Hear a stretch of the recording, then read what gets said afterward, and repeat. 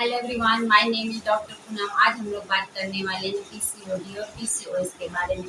अगर मेरी वीडियो अच्छी लगेगी तो लाइक एंड सब्सक्राइब कर दीजिएगा। चलिए जानते हैं पीसीओडी और पीसीओएस है क्या और इनके बीच में क्या अंतर है उसको जानेंगे। इनका साइन सिम्टम क्या होता है उसके बारे में बात करेंगे, यानी लक्षण, रोकथाम या उपचार के बारे में बात करेंगे। कुछ हार्मोन, कौन कौन से हार्मोन डिस्टर्ब हो सकती है उसके बारे में जानेंगे। चलिए बात करते हैं पीसीओडी और पीसीओएस। पीसीओडी और पीसीओएस आजकल होने वाली एक आम समस्या बन गई है और हर सबसे हैरानी की बात तो ये है कि हर 4 से 5 महिला में से एक को पीसीओडी हो सकता है। पीसीओडी और पीसीओएस दोनों ही हमारे ओवरी से रिलेटेड प्रॉब्लम है, यानी अंडाशय की समस्या है। इसमें होता क्या है, इसमें हमारे हार्मोन्स जो होते हैं, जिसको फीमेल हार्मोन कहते हैं, एफएसएच और एलएच, इनके असंतुलन के कारण यानी इम्बैलेंस होने के कारण ये होता है। लेकिन दोनों में काफी अंतर है, पीसीओडी और पीसीओएस में। पीसीओडी और पीसीओएस में जो है क्या अंतर है वही बात करते हैं। पीसीओडी यानी पॉलीसिस्टिक ओवेरियन डिजीज, पीसीओएस यानी कि पॉलीसिस्टिक ओवेरियन सिंड्रोम। पीसीओडी हमारा जो होता है वो हमारे अंडाशय से जुड़ी एक स्थिति है, कंडीशन है। पीसीओडी में हमारे अंडाशय में अंडा तो बनता है पर वो अंडे अपरिपक्व होते हैं, यानी इमेच्योर होते हैं। इमेच्योर होंगे तो ओवुलेशन नहीं होगा, यानी कि अनओवुलेशन का कारण बन जाता है। पर इसमें जो है पीसीओडी वाले कंडीशन में हम पेशेंट को, अगर कोई महिला है इनफर्टिलिटी से जूझ रही है या इनफर्टिलिटी का प्रॉब्लम फेस कर रही है, उसमें हम कुछ मेडिसिन देकर उनको ओवुलेट करा सकते हैं। ओवुलेशन के बाद जो है बेबी कंसीव हो जाता है। और इस पीसीओडी को हम लोग जो है अपने खान पान जीवन शैली में परिवर्तन करके इसको क्योर कर सकते हैं, पर पीसीओएस को हम लोग ऐसा नहीं कर सकते। चलिए पीसीओएस के बारे में बात करते हैं। पीसीओएस यानी पॉलीसिस्टिक ओवेरियन सिंड्रोम, ये हमारे मेटाबॉलिक डिसऑर्डर की वजह से होता है, यानी कि चयापचय विकार है। इसमें हमारे हार्मोन्स जो होते हैं इम्बैलेंस हो जाते हैं या फिर कहीं असंतुलित होने के कारण ही होता है हार्मोन का, जिसकी वजह से हमारे जो अंडाशय है यानी ओवरी हो, उसके किनारे किनारे सिस्ट, छोटे छोटे छोटे छोटे सिस्ट बन जाते हैं और हार्मोन का जो है हमारा लेवल पूरी तरह से बिगड़ जाता है, यानी कि हार्मोन के लेवल बढ़ जाते हैं या तो घट जाते हैं। बट अब इसकी वजह से हमारे पीरियड में दिक्कत आ जाती है। पीरियड या तो मिस हो जाएगा हमारा, या तो अनियमित रहेगा, या तो लंबा हो सकता है या कम हो सकता है। इस वजह से जो हमारे हार्मोन है इम्बैलेंस होने की वजह से जो भी वुमेन्स हैं जिनको इनफर्टिलिटी की दिक्कत है, इसमें टाइम लग सकता है और इसमें कंसीव होने में थोड़ा आपको धैर्य रखना पड़ेगा, क्योंकि इसमें हमारे हार्मोन जो है बहुत ही बिगड़ चुके हैं। इसीलिए उपचार से पहले हमको यह जान लेना बहुत जरूरी है कि आप किस प्रकार की पीसीओएस से ग्रसित हैं। पीसीओडी और पीसीओएस हमारे अव्यवस्थित जीवन शैली की वजह से ही होता है, और जो गर्ल्स या वुमेन्स बहुत ज़्यादा स्ट्रेस में रहती है उनको भी होता है। और हमारे इंसुलिन है, इंसुलिन जो प्रतिरोध यानी कि इंसुलिन रेजिस्टेंस के कारण भी होता है। इंड्रोजन का लेवल बढ़ जाने पे भी हमें पीसीओएस होता है।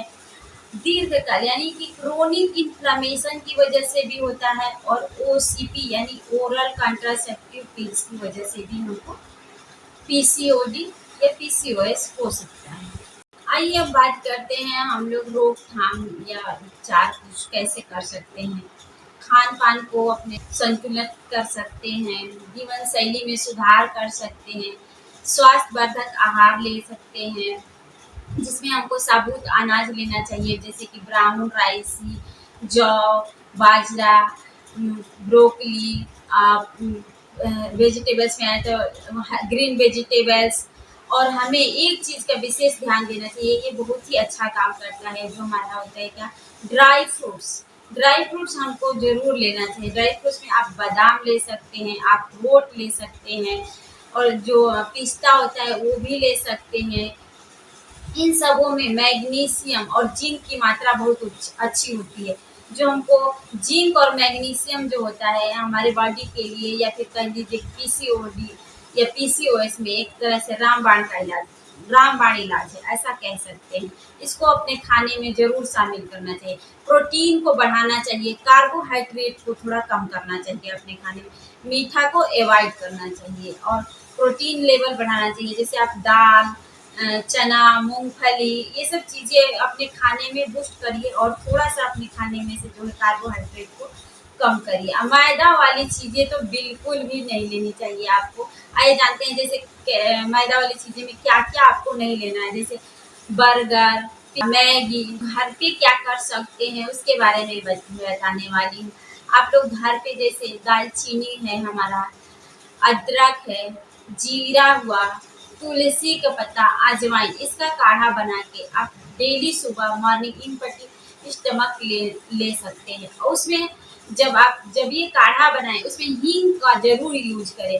हींग हमारे लिए बहुत ही बेनिफिट है इसमें, पीरियड को रेगुलर करने में। और जैसा कि मैंने बताया कि पीसीओएस जो है हमारा मेटाबॉलिक डिसऑर्डर है, उसमें हींग हमारे डाइजेशन में भी बहुत अच्छा काम करता है। आप लोग को जैसे पता भी होगा, इन्फ्लामेशन पे भी काम करेगा। तो इसलिए हींग, अदरक, दालचीनी हमारा जो शुगर जो क्या कहते हैं इंसुलिन रेजिस्टेंट वाले पेशेंट हैं उनमें अच्छा काम करेगा। तो इस इन सब में से जो आपको सूटेबल लगे उसका आप मॉर्निंग में काढ़ा बना के ले सकती हैं। लेकिन उसमें हींग ज़रूर शामिल करना है। लेकिन जब काढ़ा बनाएं तो उसमें खौलते हुए में हींग नहीं डालना है। हींग का आपको तब यूज करना है जब आपने काढ़ा को नीचे उतार दिया, हल्का सा उसको पिंच आप मतलब बहुत ज़्यादा नहीं लेना है, 1 पिंच हींग लेना है। उसको 1 स्पून में थोड़ा-सा पानी लेके उसको आपने रख दीजिए थोड़ी देर के लिए, फिर वो डिज़ॉल्व हो जाएगा जब तक उसको काढ़े में मिक्स करके आपको लेना है थाली में। और कौन-कौन सा आसन हमको हेल्प कर सकते हैं या व्यायाम कह लीजिए, एक्सरसाइज जो हमको करना चाहिए। जैसे कि आप पद्मासन कर सकते हैं, भुजंगासन कर सकते हैं, विपरीत आसन, सूर्य नमस्कार, आप चाहें तो जिम भी ज्वाइन कर सकते हैं। और आपको ये सब कार्डियक कर सकते हैं। आपको शुरुआत में जो एक्सरसाइज नहीं करते होंगे उनके लिए मैं एक टिप दूंगी कि जो एक्सरसाइज नहीं करते हैं वो शुरू में बहुत ज़्यादा तो नहीं कर पाएंगे, लेकिन शुरुआत कर सकते हैं। इसलिए कि हमें अपने को स्वस्थ रखना है तो अपने लिए थोड़ा बहुत तो हम काम कर ही सकते हैं। तो आपको शुरुआत में 5 मिनट, 10 मिनट, जितना भी आपको लगे कि हम इतना ही कर पाएंगे उतना ही करना है। ग्रेजुअली बढ़ाना है, एक पे एक नहीं बढ़ाना है। एक पे एक बढ़ाएंगे तो फिर आप दूसरे दिन ऐसा हो जाएगा कि आप थक के बैठ जाएंगे फिर। तो ऐसा नहीं करना है, नियमित करना है। तो इसके लिए आपको क्या करना होगा, 5 मिनट, 10 मिनट से स्टार्ट करिए और 45 मिनट तक बढ़ाना है आपको। डेली 45 मिनट तक बढ़ाते बढ़ाते जाना है। और ये जो मैंने रेमेडी बताई उसको फॉलो करिएगा, आपको काफ़ी राहत मिलेगी। और प्लस ये आसन करिएगा जिससे आपका वेट रिड्यूस हो सके। अगर मेरी वीडियो अच्छी लगी होगी तो लाइक एंड सब्सक्राइब कर दीजिएगा। इस तरह की जानकारी के लिए और भी मेरी वीडियो बनी हुई है, डिस्क्रिप्शन में लिंक है, आप वहाँ से देख सकते हैं। धन्यवाद।